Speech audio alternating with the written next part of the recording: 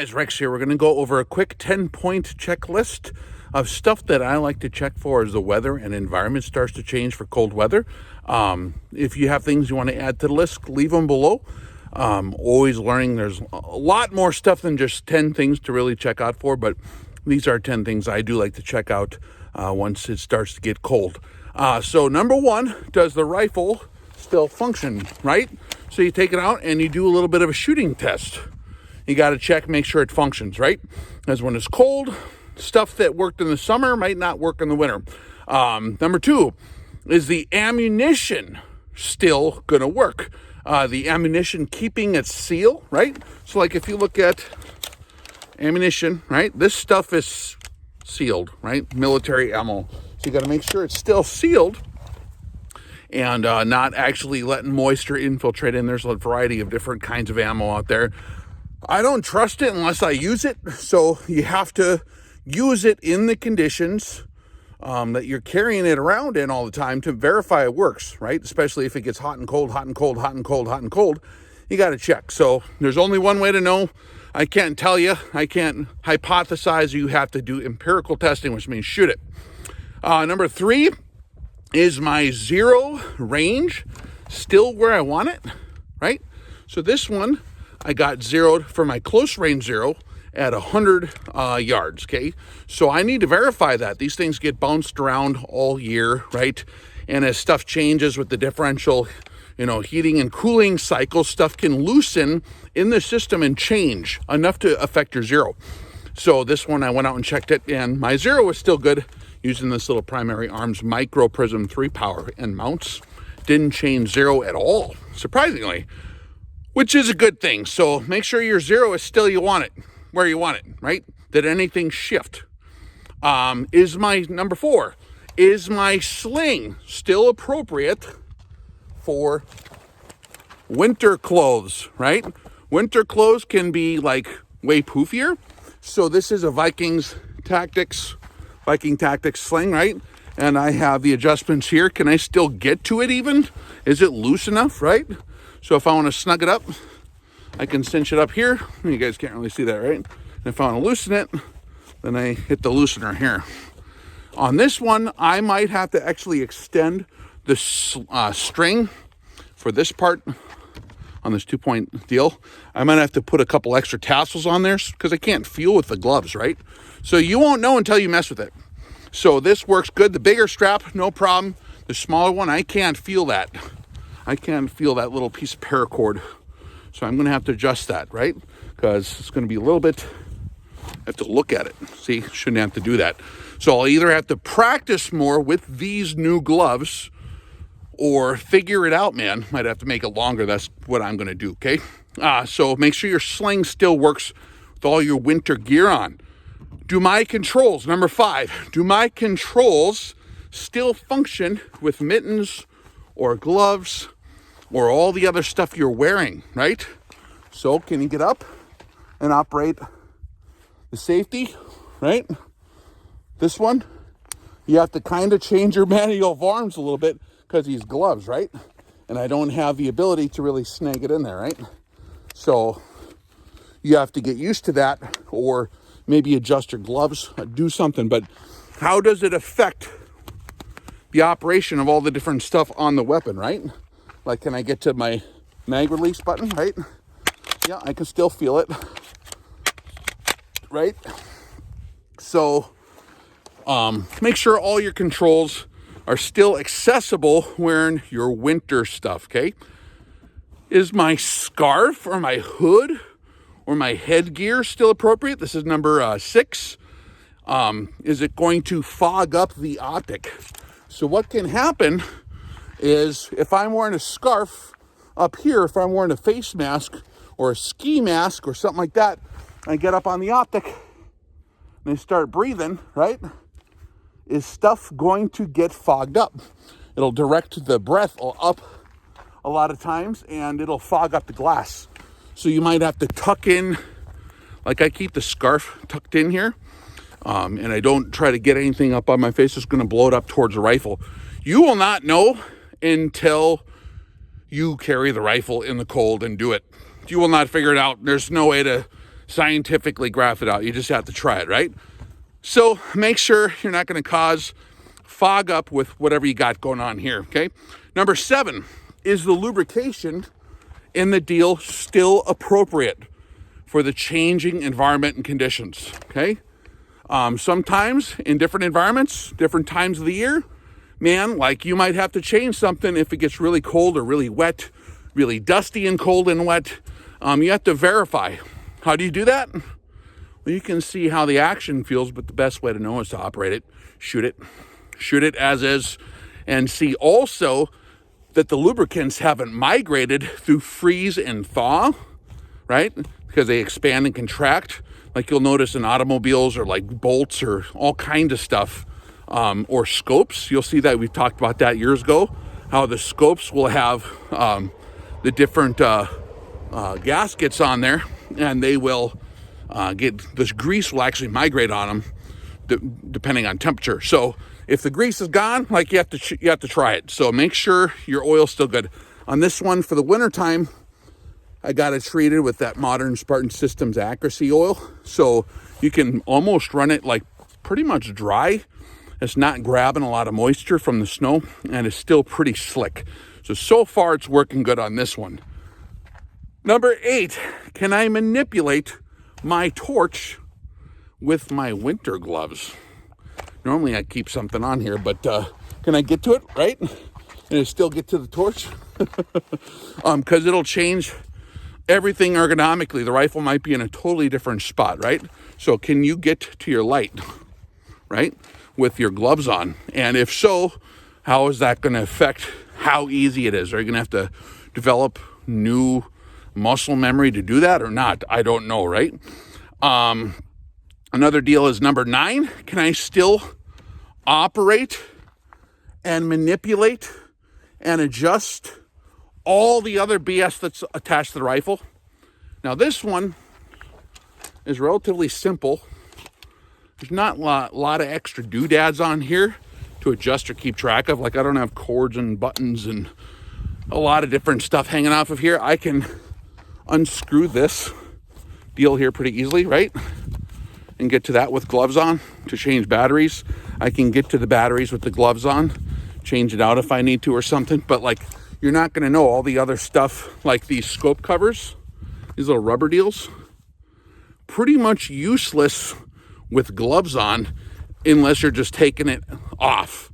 But trying to put them back on, not going to work. That's where caps might be a little superior. This Optic, I'm not aware of any caps that I could find that work really good for what I do with this yet. So I might just, have to not screw around trying to put these back on, right? You have to wait until you can get somewhere to get your gloves off. So all the different stuff, can you still operate it with your winter stuff? And number 10 is the BDC reticle, if you have one. Is your reticle and your dope and everything still appropriate and effective for your changing environmental, right? Your atmospheric density. When it gets cold, the air's thicker. And when it gets cold, your ammo cools off, obviously. Today I was hammering away with ammo that's 20 degrees and the velocity is slower. And I was hitting low at 500 yards. I was at the bottom edge of the IPSC and a little bit lower than that. So I'd actually have to hold more like 550 to hit at 500 because the BDC, which was calibrated very nicely at 2,000 feet above sea level, right, in standard conditions for whatever the designated standards are where the reticle is developed. Here it's lower altitude a little bit. It's about 800 feet lower altitude and it's way colder and the ammo is way colder, so the velocity is lower. So you have to know where your BDC is actually working out. Is there a calculator for that? Mm-hmm. You gotta shoot it. You gotta shoot it and see where it goes. So those features are good. So I just got to know that when it's wintertime, if it's long range target, I might have to aim a little bit higher. Okay, you can memorize that and get a feel for it. Or you can do a new zero that's balancing out your BDC you know, depending on what your working range typically is. For me, most of my stuff here in the yard is like, that's like 90% or more of what I'm doing. So I'm going to stay with my close range zero or my 100 yard zero, making sure that's perfect so that I can master that space. And then the long range stuff, which is way more rare in all honesty, I can just favor a little bit high. So it depends on use, right? If you guys study the training materials from Saw, or the stuff that's on my Patreon page that he's put on there in terms of training, you can go into MUMS. It's a system of discerning what your priorities need to be for what you're doing. Okay, so more of that, catch us on Patreon. If you like this kind of stuff, of course, we do almost daily uploads on Patreon. Okay, and if you want to support the channel in a more meaningful way than words, we'd love to have you on Patreon. Thank you. It's very humbling to have your guys' support. I very much appreciate that. And you guys have a wonderful day. Rex out. There we go. There she is. I don't know if you can see the drop marks there and the wind dots. Kind of fancy.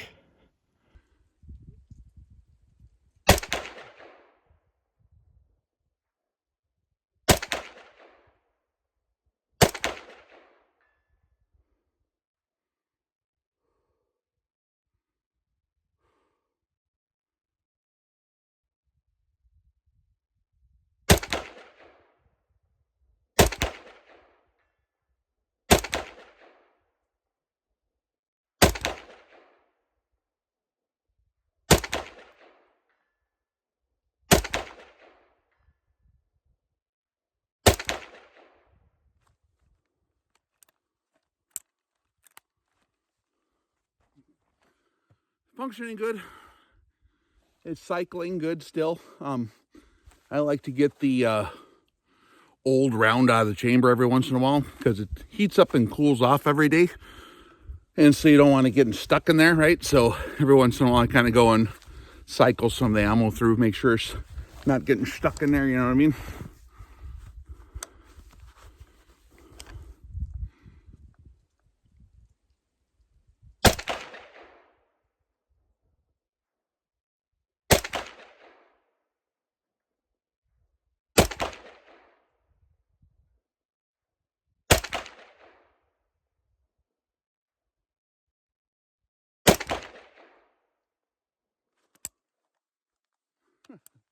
I don't know if you guys can hear that or not. It's kind of buried in sandbags. A steel deal. The legs are buried in sandbags and it's covered in snow, so kind of muffled. That one is, you know.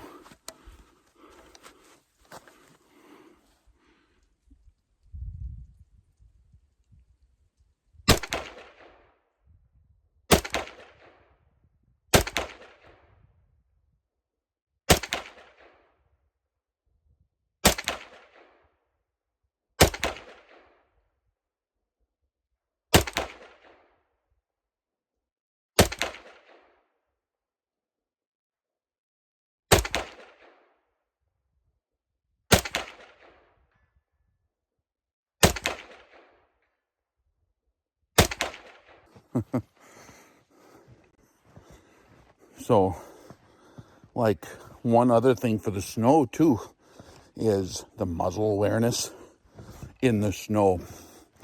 Don't want to stick your flash hider, brush it into the snow like they make muzzle covers. I have like a pile of them and I keep shooting them off because when you get to using a rifle, you just shoot them off. Sometimes you remember to take them off if you have time, but a little plastic cup that goes over here, and it'll save you from really having a problem with pressure. You can brush this in the snow just ever so slightly. That'll pack up with ice real quick, especially if you're on the border of freezing and thawing. It'll the gun sometimes gets warm. You touch the snow, it all melts in there. After about a minute or two, it's ice. So you got to watch that. Like hunting rifles, I've seen them with the front sights blown off and ballooned out and all kinds of wacky stuff like that. So something to be aware of. Another deal too, guys sometimes ask like, hey, why do you keep this stupid rubber deal on? This on there backwards right now. Trying to manipulate that back on there with the gloves is tricky, but snow, right? You get snow on the lens, and then it melts, and then it freezes, and then you got ice. So you need something to kind of keep it off. I've kept socks over stuff like this before, or a grocery bag, you know, like Asian style, where they just put grocery bag over the action so it don't get all wet and frozen up. I've seen them do that in the jungle even, just like an old piece of plastic from like a, you know, grocery bag, and just wrap it around your stuff that you don't want to get water on to where it freezes.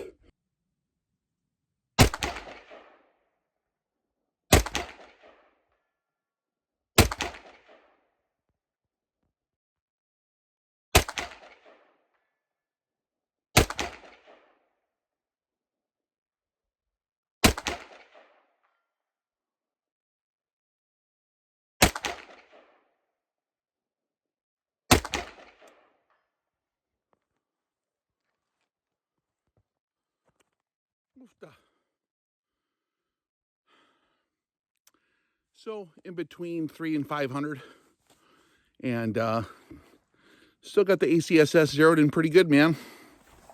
This is the micro prism from Primary Arms, and I checked it out, I suppose a week or two ago to confirm the zero after a lot of hard miles in the vehicle and getting handled a lot and walked around with a lot in and out of the cold,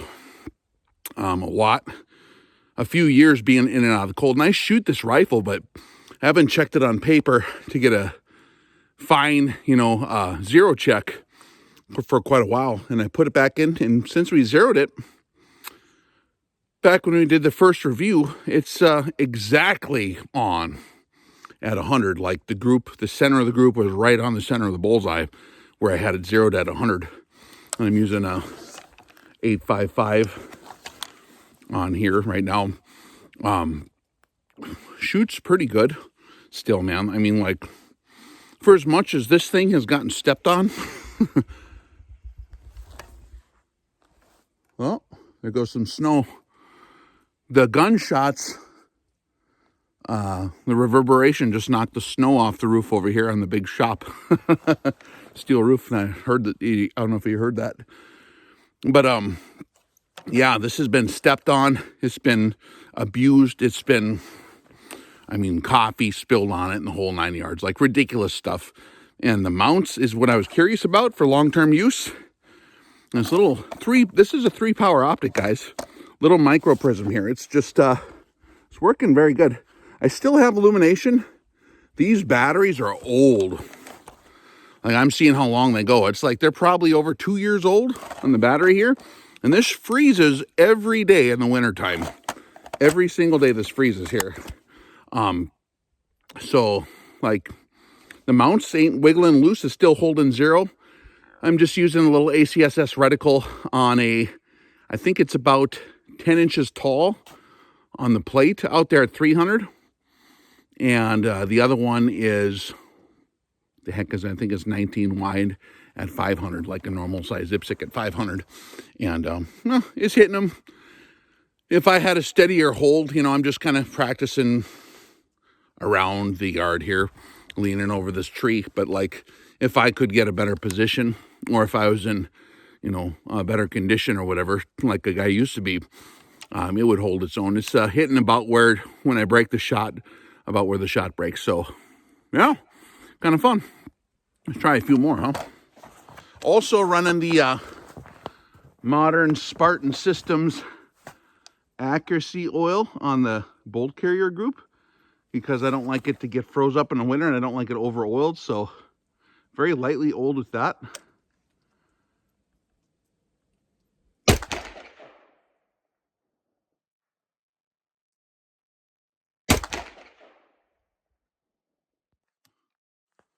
Okay, next one.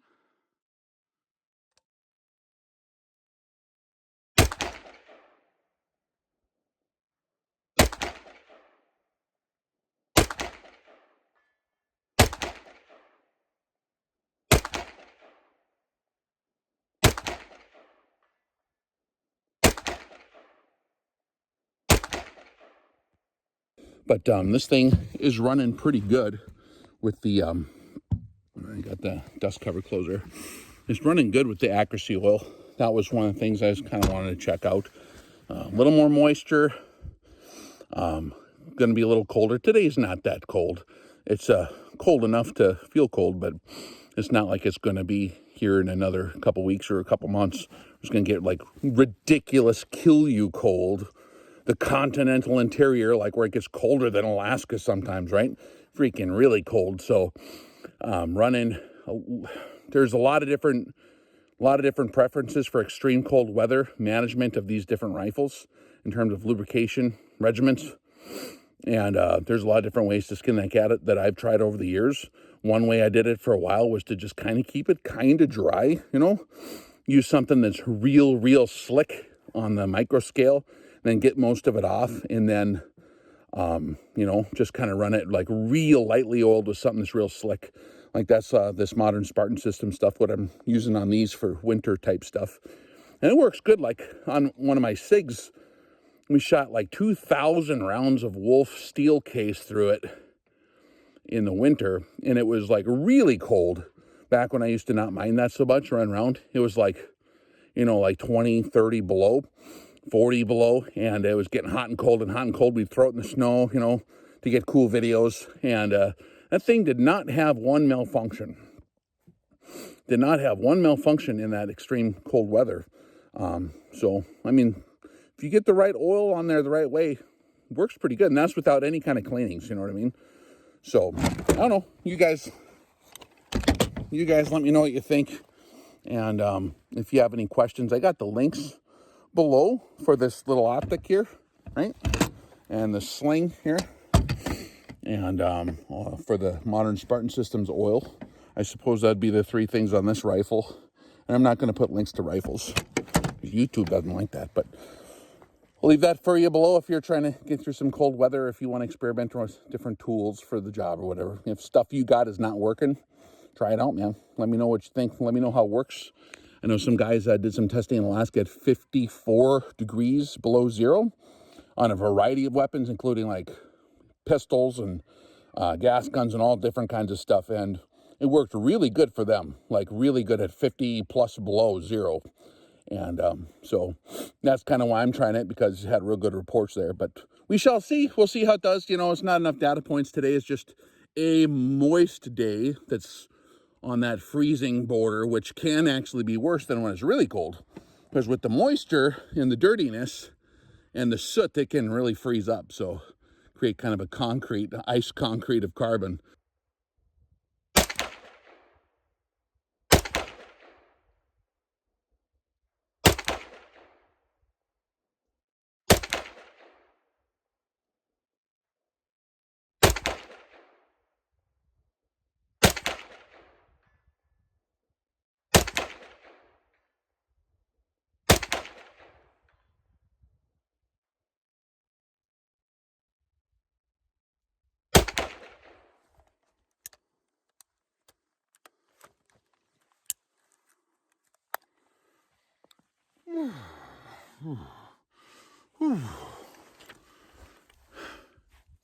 I'm like kind of out of shape. Kind of like my breathing's really pushing me around a bit. Got to time it then, see?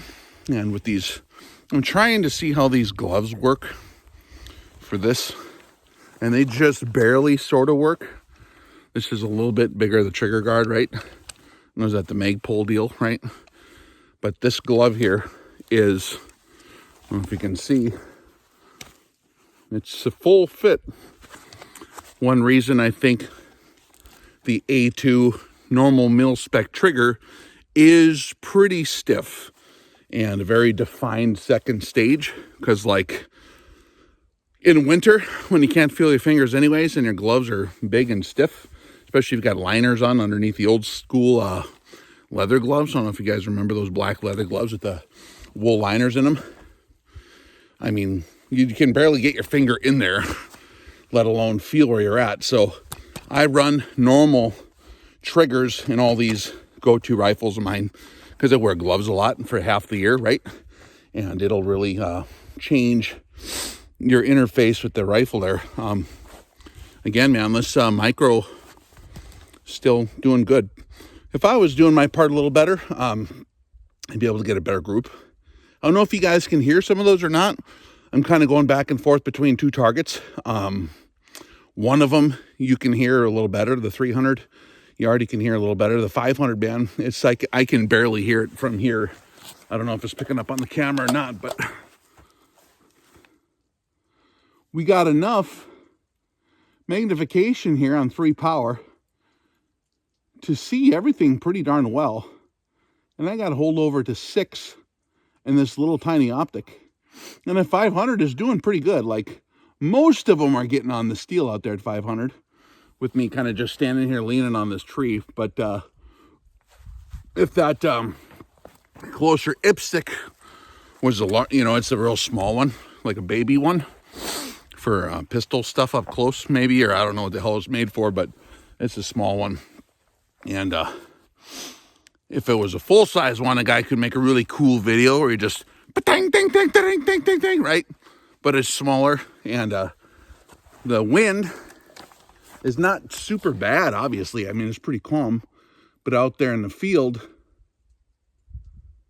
I can't really pick up mirage all that well with this 3 power prism today. The other day I was seeing it really good. But I do see the snow coming down. There's light snow coming down across the field. It's a little bit from left to right. So I'm favoring kind of left a little bit.